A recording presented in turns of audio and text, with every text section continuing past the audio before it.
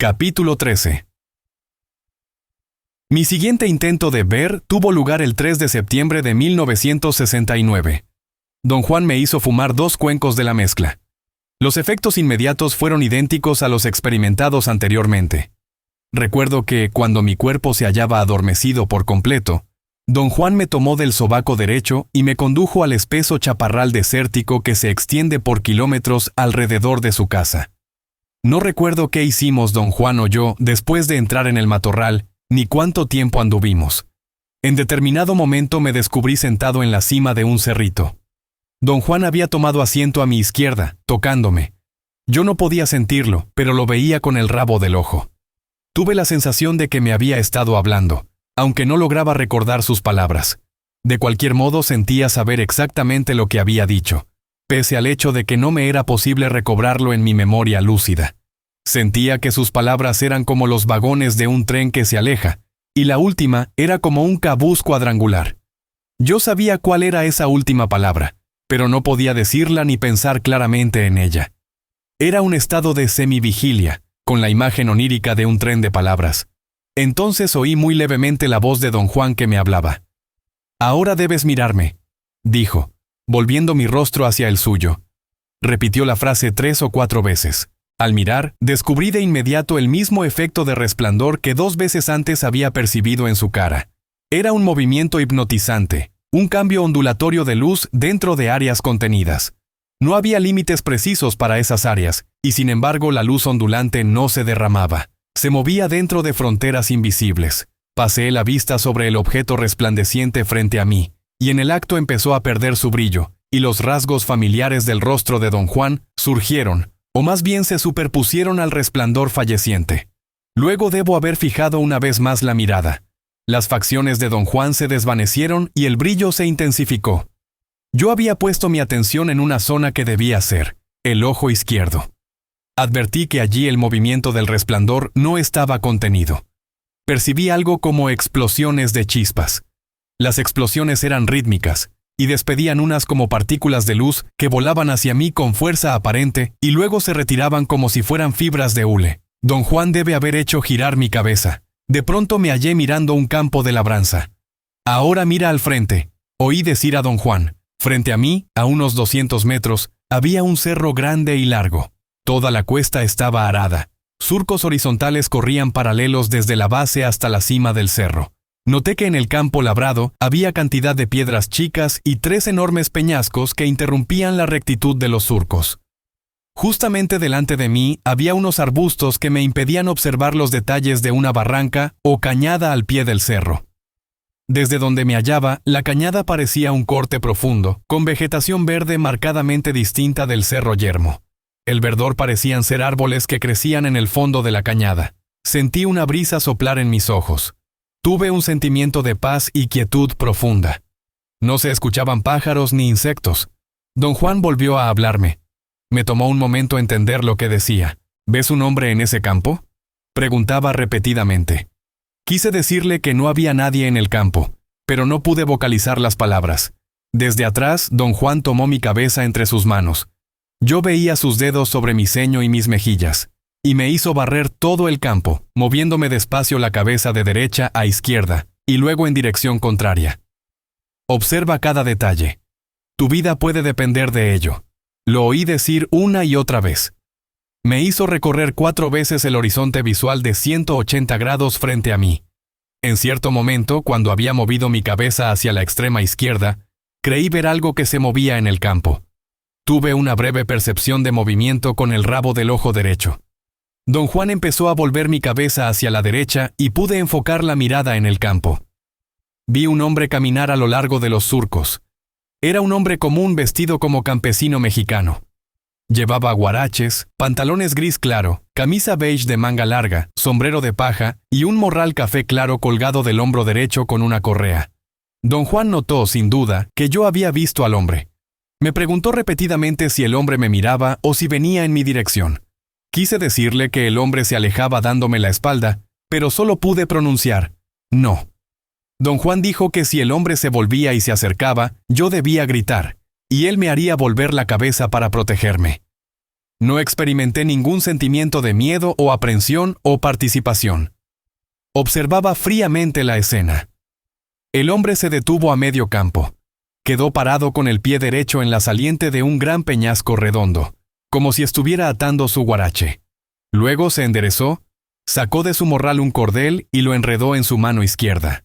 Me dio la espalda y, enfrentando la cima del cerro, se puso a escudriñar el área ante sus ojos. Supuse que lo hacía por la forma en que movía la cabeza, volviéndola despacio y de continuo a la derecha. Lo vi de perfil, y luego empezó a volver todo su cuerpo hacia mí, hasta que estuvo mirándome. Echó la cabeza bruscamente hacia atrás, o la movió de manera que supe, sin lugar a dudas, que me había visto. Extendió al frente su brazo izquierdo, señalando el suelo, y con el brazo en tal postura empezó a caminar hacia mí. «¡Ahí viene!», grité sin ninguna dificultad. Don Juan debe haber vuelto mi cabeza, porque después estaba yo mirando el chaparral.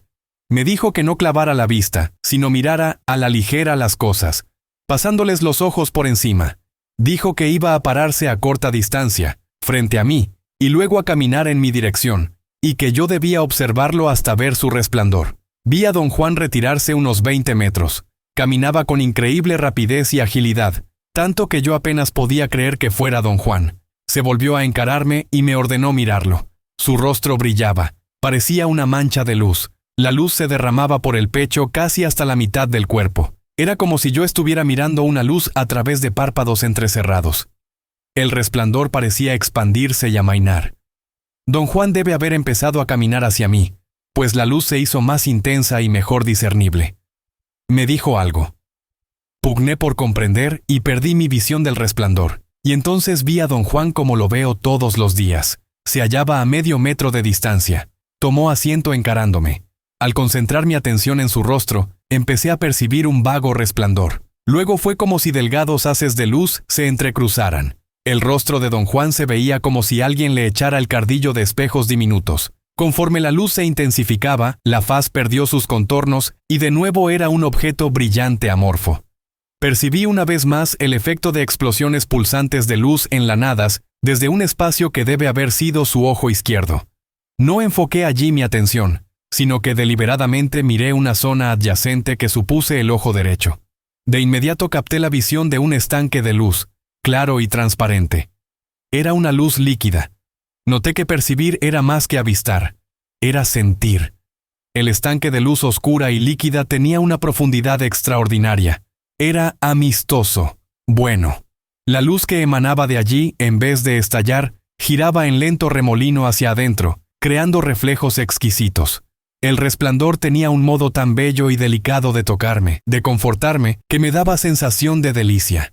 Vi un anillo simétrico de brillantes rayones de luz expandirse rítmicamente sobre la planicie vertical del área resplandeciente. El anillo creció hasta cubrir casi toda la superficie y luego se contrajo a un punto de luz en medio del charco brillante. Vi el anillo expandirse y contraerse varias veces. Luego me eché atrás cuidando de no perder la visión, y pude ver ambos ojos. Distinguí el ritmo de ambos tipos de explosiones luminosas.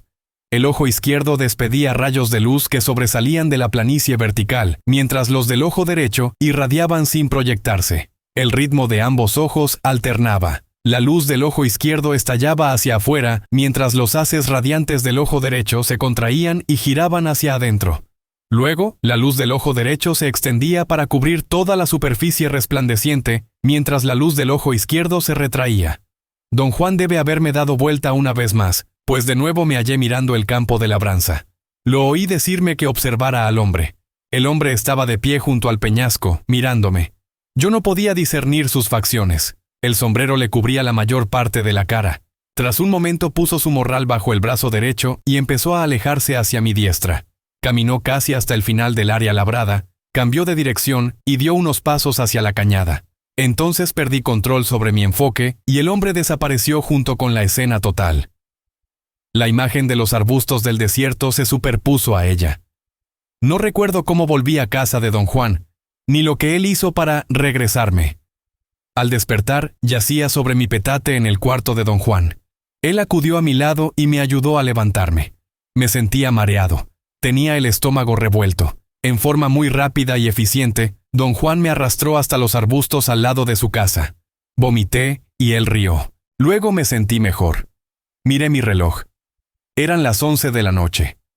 Me dormí de nuevo y a la 1 de la tarde siguiente creí ser otra vez yo mismo. Don Juan me preguntó repetidamente cómo me sentía. Yo tenía la sensación de hallarme distraído. No podía concentrarme realmente. Caminé un rato por la casa, bajo el escrutinio atento de don Juan. Me seguía a todas partes. Sentí que no había nada que hacer y volví a dormirme. Desperté al atardecer, muy mejorado. En torno mío hallé muchas hojas aplastadas. De hecho, desperté boca abajo encima de un montón de hojas. Su olor era muy fuerte. Recuerdo haber cobrado conciencia de aquel olor antes de despertar por entero.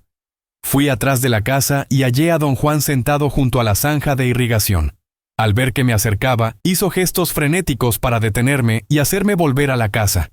¡Corre para adentro!, gritó. Entré corriendo en la casa y él llegó un instante después. «No me sigas nunca», dijo. «Si quieres verme, espérame aquí». Me disculpé.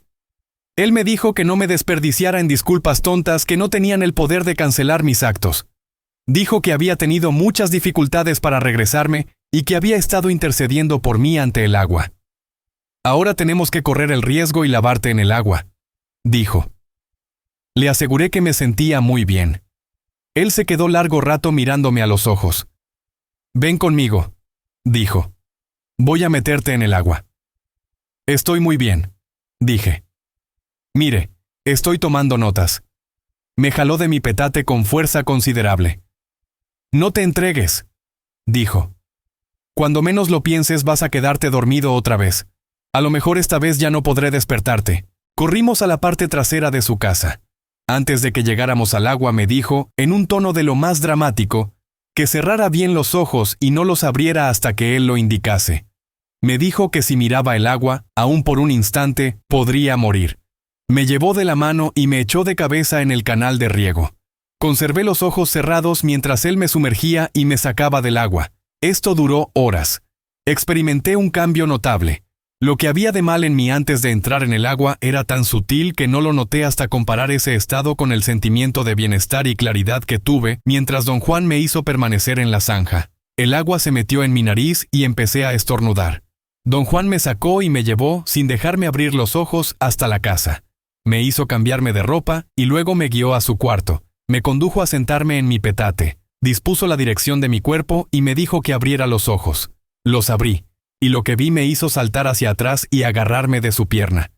Experimenté un momento tremendamente confuso. Don Juan me golpeó con los nudillos en la parte más alta de la cabeza. Fue un golpe rápido, no duro ni doloroso, sino más bien como un choque. «¿Qué pasa contigo? ¿Qué viste?», preguntó. Al abrir los ojos yo había visto la misma escena que observé antes. Había visto al mismo hombre, pero esta vez se hallaba casi tocándome. Vi su rostro. Había en él cierto aire de familiaridad. Casi supe quién era. La escena se desvaneció cuando don Juan me pegó en la cabeza. Alcé los ojos a don Juan.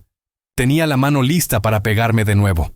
Riendo, preguntó si quería yo otro coscorrón. Solté su pierna y me relajé sobre mi petate. Me ordenó mirar directamente hacia adelante y por ningún motivo volverme en dirección del agua atrás de su casa. Hasta entonces advertí que el cuarto estaba en tinieblas. Por un instante no estuve seguro de tener abiertos los ojos. Los toqué para asegurarme. Llamé a don Juan en voz alta y le dije que algo andaba mal con mis ojos. No podía yo ver nada, cuando un momento antes lo había visto dispuesto a pegarme. Oí su risa a la derecha, sobre mi cabeza, y luego encendió su linterna de petróleo. Mis ojos se adaptaron a la luz en cuestión de segundos. Todo estaba como siempre. Las paredes de ramas y argamasa y las raíces medicinales secas, extrañamente contrahechas, que colgaban de ellas. El techo de paja, la linterna de petróleo colgada de una viga. Yo había visto la habitación cientos de veces, pero ahora sentí que había algo único en ella y en mí mismo. Esta era la primera vez que yo no creía en la realidad definitiva de mi percepción. Había estado acercándome con cautela hacia tal sentimiento, y acaso lo había intelectualizado en diversas ocasiones, pero jamás me había hallado al borde de la duda seria. Ahora, sin embargo, no creí que el cuarto fuera real, y por un momento tuve la extraña sensación de que se trataba de una escena que desaparecería si don Juan me golpeaba la cabeza con los nudillos. Empecé a temblar sin tener frío. Espasmos nerviosos recorrían mi espina. Sentía la cabeza pesada, sobre todo en la zona directamente encima de la nuca. Me quejé de no sentirme bien y dije a don Juan lo que había visto. Él se rió de mí, diciendo que sucumbir al susto era una entrega miserable. «Estás asustado sin tener miedo», dijo. «Viste al aliado que te miraba, gran cosa. Espera a tenerlo cara a cara antes de cagarte en los calzones». Me indicó levantarme y caminar hacia mi coche sin volverme en dirección del agua, y esperarlo mientras traía una soga y una pala. Me hizo manejar hasta un sitio donde habíamos hallado un tocón de árbol. Nos pusimos a cavar para sacarlo. Trabajé terriblemente duro horas enteras. No sacamos el tocón, pero me sentí mucho mejor. Regresamos a la casa y comimos, y las cosas eran de nuevo perfectamente reales y comunes. «¿Qué me sucedió?», pregunté. «¿Qué hice ayer?». «Me fumaste y luego fumaste un aliado», dijo él. «¿Cómo dijo?». Don Juan rió y dijo que al rato iba yo a exigirle contar todo desde el principio. «Me fumaste», repitió. «Me miraste a la cara, a los ojos. Viste las luces que marcan la cara de un hombre. Yo soy brujo. Tú viste eso en mis ojos. Pero no lo sabías, porque esta es la primera vez que lo haces. Los ojos de los hombres no son todos iguales. Pronto lo descubrirás. Luego fumaste un aliado». ¿Dice usted el hombre en el campo? No era hombre, era un aliado que te hacía señas. ¿A dónde fuimos? ¿Dónde estábamos cuando vi a ese hombre, a ese aliado? Don Juan señaló con la barbilla un área frente a su casa y dijo que me había llevado a lo alto de un cerrito. Dije que el paisaje que observé no tenía nada en común con el desierto de chaparrales alrededor de su casa, y repuso que el aliado que me había hecho señas no era de los alrededores. ¿De dónde es? Te llevaré allí muy pronto. ¿Qué significa mi visión? Estabas aprendiendo a ver, eso era todo. Pero ahora se te están cayendo los calzones porque te entregas. Te has abandonado a tu susto. Capaz sería bueno que describieras todo cuanto viste. Cuando empecé a describir la apariencia que su propio rostro me había presentado, me detuvo y dijo que eso no tenía ninguna importancia. Le dije que casi lo había visto como un huevo luminoso. Respondió que casi no era suficiente, y que verme llevaría mucho tiempo y esfuerzo. Le interesaban la escena del campo labrado y todos los detalles que pudiera yo recordar del hombre. «Ese aliado te estaba haciendo señas», dijo. «Cuando vino hacia ti y yo te moví la cabeza, no fue porque te estuviera poniendo en peligro, sino porque es mejor esperar. Tú no tienes prisa. Un guerrero nunca está ocioso ni tiene prisa. Encontrarse con un aliado sin estar preparado es como atacar a un león a pedos». Me gustó la metáfora. Compartimos un delicioso momento de risa. ¿Qué habría pasado si usted no me mueve la cabeza? Habrías tenido que moverla solo. ¿Y si no lo hacía? El aliado habría llegado hasta ti y te habría dado un buen susto. Si hubieras estado solo, habría podido matarte. No es aconsejable que estés solo en las montañas o en el desierto hasta que puedas defenderte. Un aliado podría agarrarte allí solo y hacerte picadillo. ¿Qué significado tenían sus acciones? Al mirarte quería decir que te da la bienvenida. Te enseñó que necesitas un cazador de espíritus y un morral, pero no de estos rumbos. Su bolsa era de otra parte del país. Tienes en tu camino 3 piedras de tropiezo que te detienen. Eran las peñas. Y definitivamente, vas a sacar tus mejores poderes de cañadas y barrancas. El aliado te señaló la barranca. El resto de la escena era para ayudarte a localizar el sitio exacto donde encontrarlo. Ya sé dónde está ese sitio. Te llevaré allí muy pronto. ¿Quiere usted decir que el paisaje que vi existe realmente? Por supuesto. ¿Dónde? No te lo puedo decir. ¿Cómo hallaría yo ese sitio? Tampoco puedo decírtelo, y no porque no quiera, sino porque sencillamente no sé cómo decírtelo. Quise saber el significado de haber visto la misma escena estando en la casa. Don Juan rió e imitó la forma en que me había asido a su pierna. Era una reafirmación de que el aliado te quiere, dijo. Ese era su modo de hacernos saber sin lugar a dudas de que te daba la bienvenida. ¿Y el rostro que vi? Su rostro te es familiar porque lo conoces. Lo has visto antes. Quizás es el rostro de tu muerte. Te asustaste, pero eso fue descuido tuyo. Él te esperaba, y cuando se mostró sucumbiste al susto. Por suerte yo estaba allí para pegarte. Si no, él se habría vuelto en tu contra, y merecido lo tenías. Para tener un aliado hay que ser un guerrero sin mancha, o el aliado puede volverse contra uno y destruirlo. Don Juan me disuadió de volver a Los Ángeles la mañana siguiente. Al parecer, pensaba que aún no me había recuperado por completo. Insistió en que me sentara en su cuarto, mirando al sureste, con el fin de preservar mi fuerza.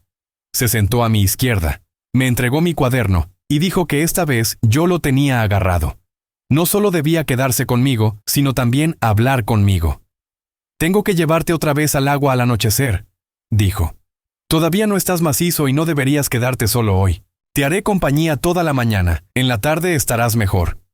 Su preocupación me puso muy aprensivo.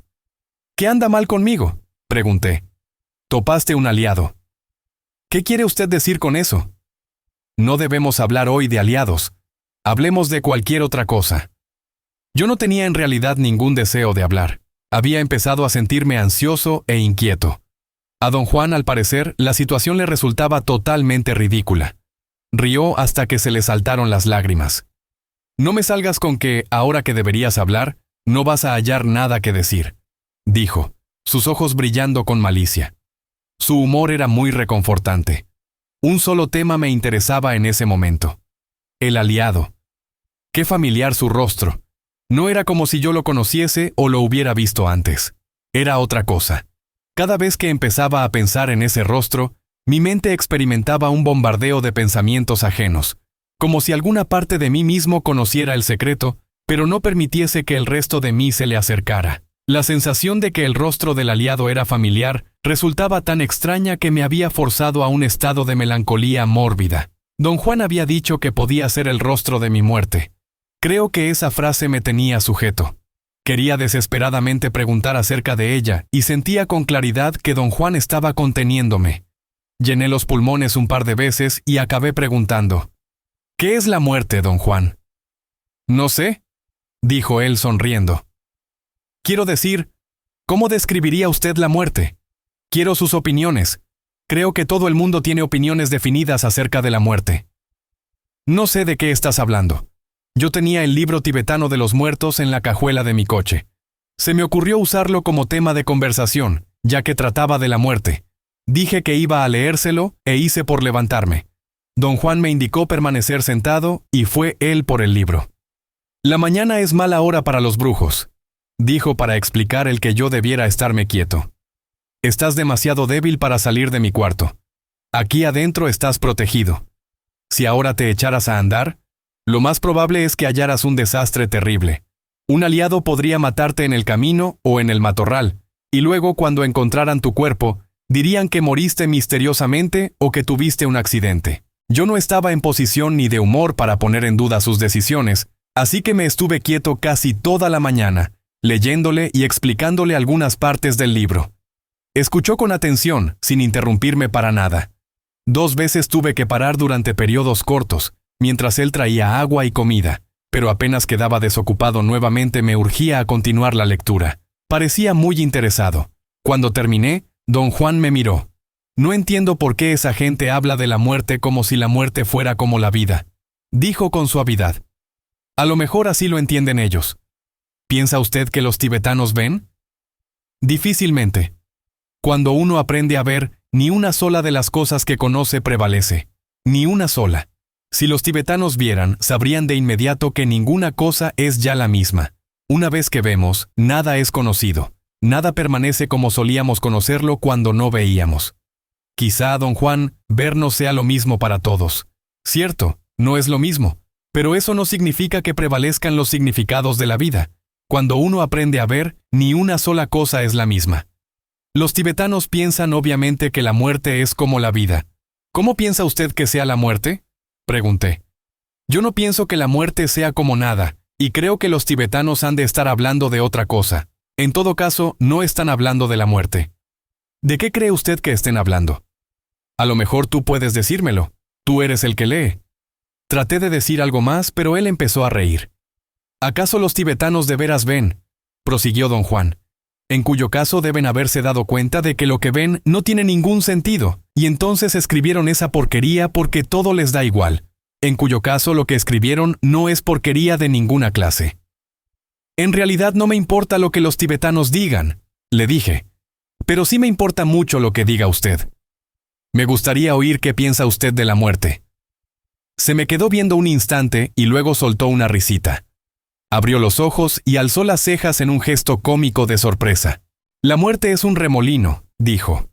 La muerte es el rostro del aliado. La muerte es una nube brillante en el horizonte. La muerte es el susurro de Mezcalito en tus oídos. La muerte es la boca desdentada del guardián. La muerte es Genaro sentado de cabeza. La muerte soy yo hablando. La muerte son tú y tu cuaderno. La muerte no es nada. Nada. Está aquí pero no está aquí en todo caso. Don Juan rió con gran deleite. Su risa era como una canción. Tenía una especie de ritmo de danza. Mis palabras no tienen sentido, ¿eh? Dijo don Juan. No puedo decirte cómo es la muerte, pero quizá podría hablarte de tu propia muerte. No hay manera de saber cómo será de cierto, pero sí podría decirte cómo sea tal vez. En ese punto me asusté y repuse que yo solo quería saber lo que la muerte parecía ser para él. Recalqué que me interesaban sus opiniones sobre la muerte en un sentido general, pero no buscaba enterarme en detalle de la muerte personal de nadie, y menos de la mía. Yo nada más puedo hablar de la muerte en términos personales, dijo él. Tú querías que te hablara de la muerte. Muy bien, entonces no tengas miedo de oír tu propia muerte. Admití que me hallaba demasiado nervioso para hablar de ella. Dije que deseaba hablar de la muerte en términos generales, como él mismo había hecho la vez que me contó que al momento de la muerte de su hijo Eulalio, la vida y la muerte se mezclaron como una niebla de cristales. Te dije que la vida de mi hijo se expandió a la hora de su muerte personal, repuso. Yo no hablaba de la muerte en general, sino de la muerte de mi hijo. La muerte, sea lo que sea, hizo expandir su vida. Yo quería a toda costa sacar la conversación del terreno de lo particular, y mencioné que había estado leyendo relatos de gente que murió varios minutos y fue revivida a través de técnicas médicas. En todos los casos que leí, las personas involucradas habían declarado, al revivir, que no podían recordar nada en absoluto, que la muerte era simplemente una sensación de oscurecimiento. Eso es perfectamente comprensible, dijo él. La muerte tiene dos etapas. La primera es un oscurecimiento. Es una etapa sin sentido, muy semejante al primer efecto de Mezcalito, cuando uno experimenta una ligereza que lo hace sentirse feliz, completo, y todo en el mundo está en calma. Pero ese es solo un estado superficial.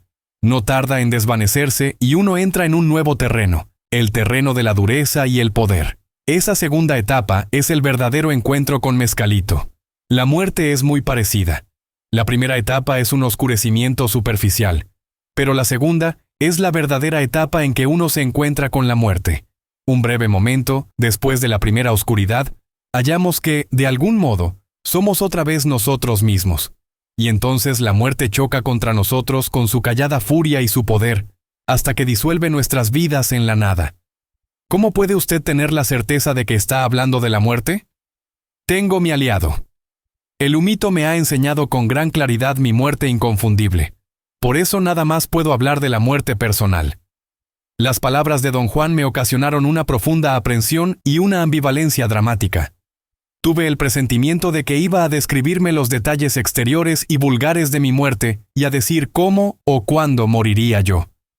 La simple idea de saber eso me hacía desesperar y a la vez picaba mi curiosidad. Desde luego podría haberle pedido describir su propia muerte, pero sentí que tal petición sería bastante descortés y la cancelé automáticamente. Don Juan parecía disfrutar mi conflicto. Su cuerpo se retorcía de risa. ¿Quieres saber cómo podría ser tu muerte?, me preguntó con deleite infantil en el rostro. Su malicioso placer en acosarme me daba ánimos. Casi mellaba mi aprensión. Bueno, dígame, dije, y mi voz se quebró. Don Juan tuvo una formidable explosión de risa. Agarrándose el estómago, rodó de lado y repitió burlonamente. Bueno, dígame, con una quebradura en su voz. Luego se enderezó y tomó asiento, asumiendo una tiesura fingida, y con tono trémulo dijo, la segunda etapa de tu muerte muy bien podría ser como sigue. Sus ojos me examinaron con curiosidad aparentemente genuina. Reí. Me daba cuenta de que sus bromas eran el único recurso capaz de suavizar la idea de la propia muerte. Tú manejas mucho, siguió diciendo. Así que tal vez te encuentres en un momento dado nuevamente al volante. Será una sensación muy rápida que no te dará tiempo de pensar. De pronto, digamos, te encuentras manejando, como has hecho miles de veces. Pero antes de que puedas recapacitar, notas una formación extraña frente a tu parabrisas. Si miras más de cerca verás que es una nube que parece un remolino brillante. Parece, digamos, una cara, allí en medio del cielo, frente a ti. Mientras la miras, la ves moverse hacia atrás hasta que solo es un punto brillante en la distancia, y luego notas que empieza a moverse otra vez hacia ti. Gana velocidad y en un parpadeo, se estrella contra el parabrisas de tu coche. Eres fuerte. Estoy seguro de que la muerte necesitará un par de golpes para ganarte. Para entonces ya sabes dónde estás y qué te está pasando. El rostro retrocede otra vez hasta una posición en el horizonte, toma vuelo y choca contra ti. El rostro entra dentro de ti y entonces sabes, era el rostro del aliado, o era yo hablando, o tú escribiendo. La muerte no era nada todo el tiempo. Nada. Era un puntito perdido en las hojas de tu cuaderno. Pero entra en ti con fuerza incontrolable y te expande. Te aplana y te extiende por todo el cielo y la tierra y más allá. Y eres como una niebla de cristales diminutos yéndose. La descripción de mi muerte me afectó mucho. Cuán distinta a lo que yo esperaba oír. Durante un largo rato no pude pronunciar palabra. La muerte entra por el vientre, prosiguió don Juan. Se mete por la abertura de la voluntad. Esa zona es la parte más importante y sensible del hombre. Es la zona de la voluntad y también la zona por la que todos morimos. Lo sé porque mi aliado me guió hasta esa etapa. Un brujo templa su voluntad dejando que su muerte lo alcance, y cuando está plano y empieza a expandirse, su voluntad impecable entra en acción y convierte nuevamente la niebla en una persona. Don Juan hizo un gesto extraño. Abrió las manos como abanicos, las alzó al nivel de los codos, les dio vuelta hasta que los pulgares tocaron sus flancos, y luego las unió lentamente en el centro del cuerpo, sobre el ombligo. Las retuvo allí un momento. Sus brazos temblaban con la tensión. Luego las subió hasta que las puntas de sus dedos medios tocaron la frente, y las hizo descender a la misma posición sobre el centro del cuerpo. Fue un gesto formidable. Don Juan lo ejecutó con tal vigor y belleza que quedé fascinado. La voluntad es lo que junta al brujo, dijo. Pero conforme la vejez lo debilita, su voluntad se apaga, y llega inevitablemente un momento en el que ya no es capaz de dominar su voluntad. Entonces se queda sin nada con qué oponerse a la fuerza silenciosa de su muerte, y su vida se convierte, como las vidas de todos sus semejantes, en una niebla que se expande y se mueve más allá de sus límites. Don Juan me miró un rato y se puso en pie. Yo tiritaba. «Puedes ir ya al matorral», dijo. «Es de tarde». Yo necesitaba ir, pero no me atrevía. Tal vez sentía más sobresalto que miedo. Sin embargo, había desaparecido mi aprensión con respecto al aliado. Don Juan dijo que no importaba cómo me sintiera siempre y cuando estuviese sólido. Me aseguró que estaba en perfectas condiciones y que podía ir con seguridad a los matorrales, siempre y cuando no me acercase al agua. «Ese es otro asunto», dijo. «Necesito lavarte una vez más, así que no te acerques al agua».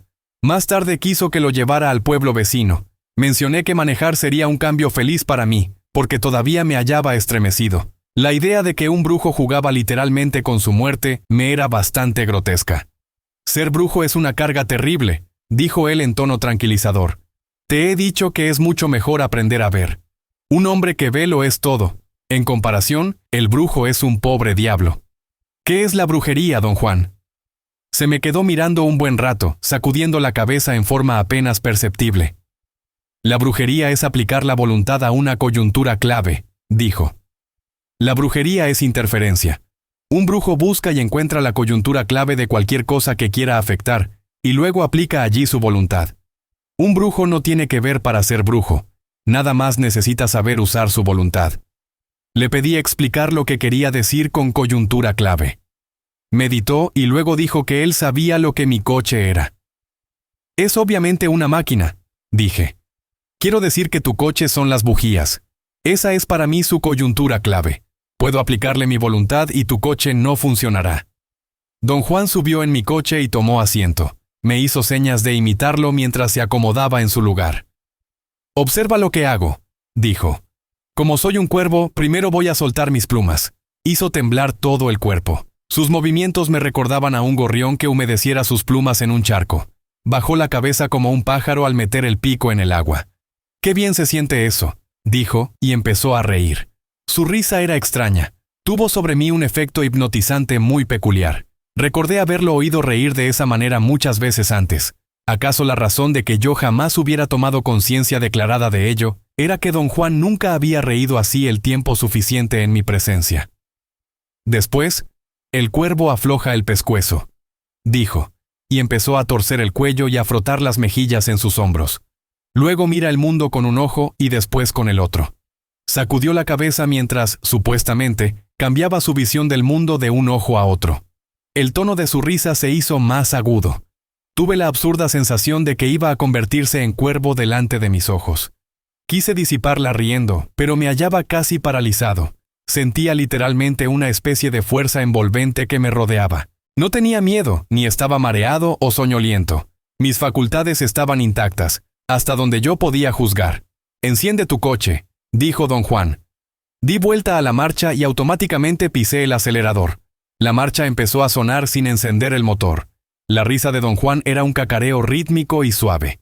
Intenté otra vez, y otra más. Pasé unos 10 minutos tratando de encender el motor. Don Juan cacareaba todo el tiempo. Luego desistí y me quedé allí sentado, sintiendo el peso de mi cabeza. Él dejó de reír y me escudriñó, y supe entonces que su risa me había obligado a entrar en una especie de trance hipnótico. Aunque yo había tenido plena conciencia de lo que ocurría, sentía no ser yo mismo. Durante el tiempo en que no pude arrancar mi coche estaba muy dócil, casi insensible. Era como si don Juan no solo estuviese haciéndole algo al coche, sino también a mí. Cuando dejó de cacarear me convencí de que el hechizo había terminado, e impetuosamente volví a girar la marcha. Tuve la certeza de que don Juan solo me había mesmerizado con su risa, haciéndome creer que no podía arrancar mi coche. Con el rabo del ojo lo vi mirarme con curiosidad, mientras yo movía la marcha y bombeaba con furia el pedal. Don Juan me dio palmaditas y dijo que la furia me amacizaría, y que tal vez no necesitara yo otro baño en el agua. Mientras más enojado pudiera ponerme, más rápido me recuperaría de mi encuentro con el aliado. «No tengas pena», oí decir a don Juan. «Patea el carro».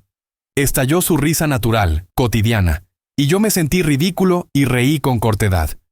Tras un rato, don Juan dijo que había soltado el coche. «El motor arrancó».